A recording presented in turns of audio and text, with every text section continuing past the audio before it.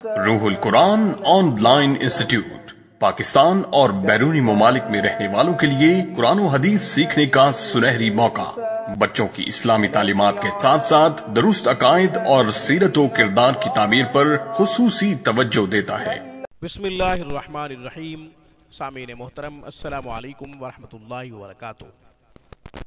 सामीन इकराम, पेट की तमाम बीमारियों के लिए आज हम एक खूबसूरत कुरानी अमल आपकी खिदमत में पेश कर रहे हैं।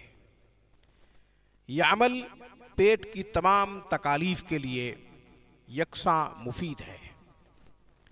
पेट का दर्द हो या पेट में कोई बीमारी है, तशखीस में बीमारी मुंतखब हो चुकी है, सिलेक्ट हो चुकी है, पेट की किसी भी बीमारी में आप मुब्तला हैं या बार बार पेट का दर्द सताता है, नाकाबिले बर्दाश्त तकलीफ पेट की वजह से महसूस होती है, यहाँ तक कि कभी कभी नाशुक्री के कलेमात भी आप अदा कर बैठते हैं।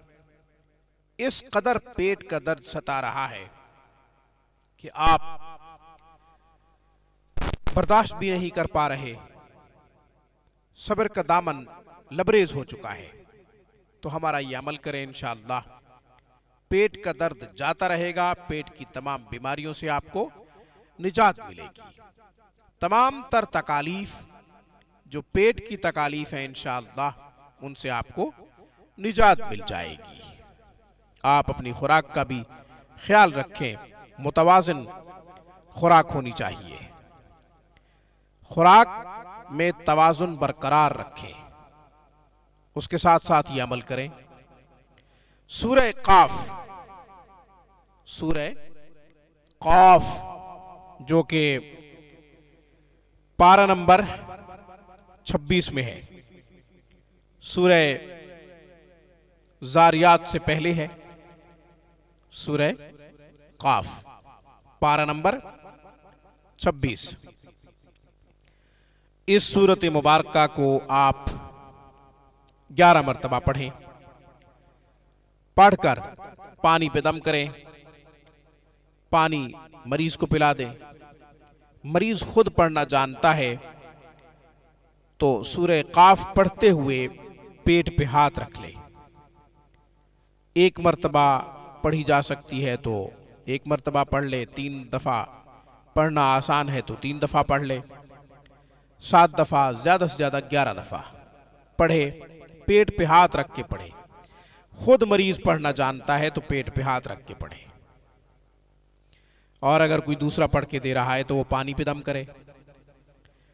पानी मरीज को पिला दें, पानी मरीज खुद पी ले।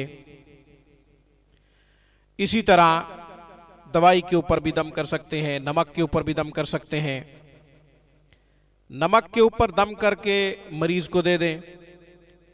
जैसे ही पेट का दर्द बढ़ने लगे, सताने लगे, तो मरीज थोड़ा सा नमक चाट ले, या फिर जो दवाई डॉक्टर ने तजवीज़ की है उस दवाई के ऊपर भी आप 11 मरतबा सूरह क़ाफ पढ़ के मरीज को दे दें।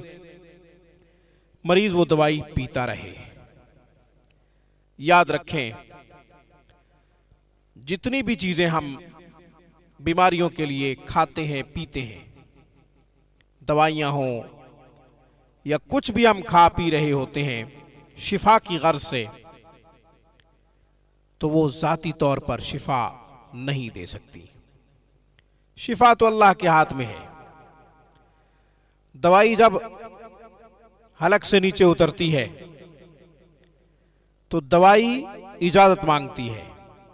दवाई भी अल्लाह की मोहताज है। शिफा का काम करने का हुक्म मिलता है तो शिफा का काम करती है। शिफा के काम का हुक्म नहीं मिलता तो उस दवाई से शिफा नहीं मिलती। इसलिए शिफा सिर्फ उसी जात से समझे।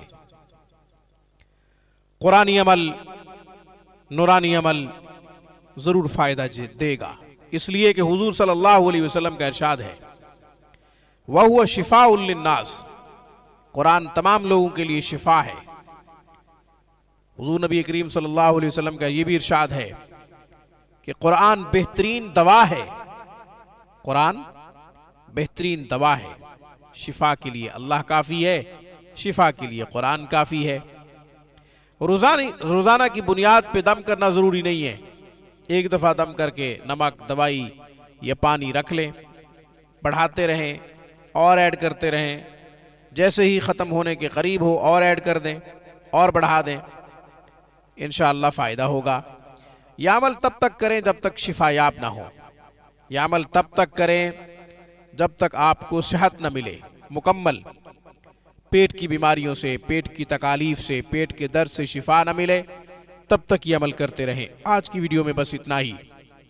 अक़ूलु क़ौली हाज़ा व अस्तग़फ़िरुल्लाह व आख़िरु दावाना अनिल हम्दुलिल्लाहि रब्बिल आलमीन।